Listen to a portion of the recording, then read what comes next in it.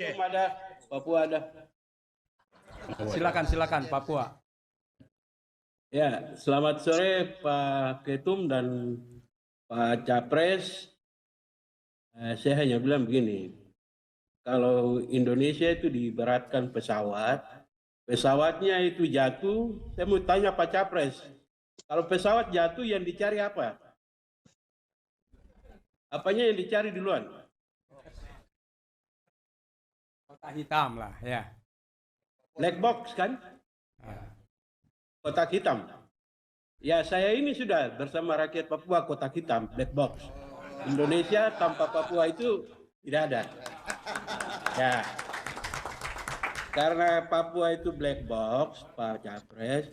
Pertanyaan saya itu, Pak Capres, untuk Papua itu penyelesaian konflik di Papua itu gimana? Karena dari semua presiden, satu-satunya presiden yang mampu menyelesaikan Papua sampai hari ini itu hanya Gus Dur. Lain dari itu belum ada punya komitmen dan punya cara yang terbaik untuk rakyat Papua menyelesaikan konflik. Itu yang pertama. Yang kedua, pertanyaan saya terkait tadi teman dari Jakarta tadi soal KPK ini. Kami di Papua ada semacam apa dengan KPK itu?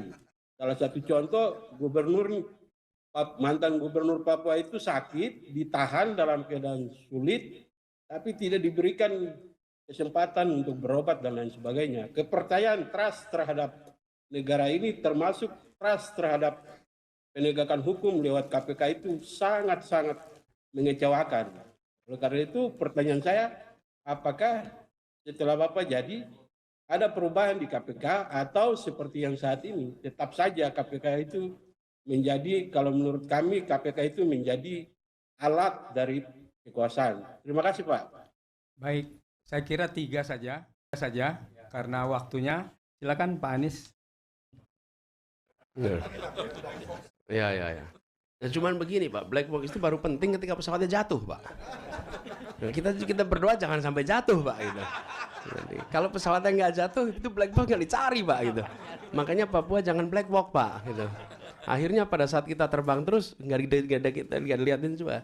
Jadi mungkin Papua nanti harus dapat kursi di depan, nah gitu. Biar kalau ada penyajian termasuk yang paling awal dapatnya gitu. Oke, saya mulai juga dari Pak Amir Mahmud. Ini kok kebetulan ya. Pak Hans, yang soal Papua. Ini saya ingin sampaikan pada Bapak Ibu sekalian, pendekatan yang kami lakukan di dalam menyelesaikan konflik-konflik yang ada di Jakarta. Dan pendekatan itu yang juga akan insya Allah kami lakukan kalau ada konflik apapun di luar. Di Jakarta ini ketika kami mulai bertugas, itu banyak kampung-kampung yang statusnya konflik. Dan rumit konfliknya itu. Rumit. Bahkan ada tempat yang aparat kita saja itu memberitahu Pak Gubernur jangan ke sana, karena kalau aparat kami datang itu disambutnya pakai parang. Jadi mungkin itu tidak menonjol di media, tapi itu terasa sekali di Jakarta Timur. Nah, saya datang ke situ, saya ketemu, bicara dengan mereka, tapi saya temukan pendekatannya adalah pendekatan kolaborasi. Jadi punya kewenangan, jangan merasa paling tahu jalan keluarnya.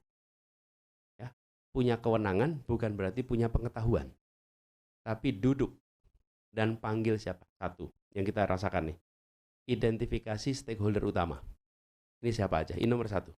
Terus yang kedua, libatkan pakar yang memiliki contoh-contoh komparatif atas solusi. Jadi kita semua nggak bisa berpikir outside the box. Karena kita udah box in nih dengan urusan ini. Tapi begitu kita mendatangkan orang yang dia bisa bilang, ini contoh solusi di Meksiko, ini contoh solusi di Puerto Rico, ini contoh solusi di Afrika. Mendadak kita tuh punya menu pilihan solusi yang lebih banyak. Nah itu membantu sekali dalam menyelesaikan konflik. Apalagi pihak yang berkonflik biasanya sudah tidak ketemu dengan jalan baru. Yang kedua. Yang ketiga adalah unsur negara sebagai partisipan, bukan sebagai fasilitator. Terus yang keempat, fasilitator percakapan. Jadi stakeholdernya, comparative expertnya, kemudian negara, Lalu di situ ada namanya fasilitator yang fasilitasi tiga pihak ini untuk berunding mencari jalan bersama. Nah, saya melihat approach ini yang mungkin harus kita lakukan sama-sama. Sehingga kita akan bisa muncul dengan solusi-solusi yang sesuai dengan kebutuhan yang ada di sana. Dan ketika mengatakan masalah di Papua, maka masalahnya itu jangan dianggap satu di semua tempat. Papua pegunungan punya tantangan yang berbeda dengan Papua pesisir. Dan Papua pegunungan pun bervariasi itu, Papua pegunungan. Kebetulan Pak Hans, kami berkegiatan di Indonesia Mengajar, itu mengirimkan guru-guru sejak 2010 di Papua, termasuk Papua Barat. Waktu itu masih Papua dan Papua Barat. Sehingga guru-guru kita itu sana dan saya berkesempatan untuk mendatangi tempat-tempat itu sehingga menyaksikan betul kebutuhan satu tempat dan tempat lainnya itu beda sekali. Lalu kita di pemerintah pusat harus banyak mengubah standar yang kita buat. Standar kita itu simetrik. Sehingga standar itu harus diubah. Saya beri contoh, Pak.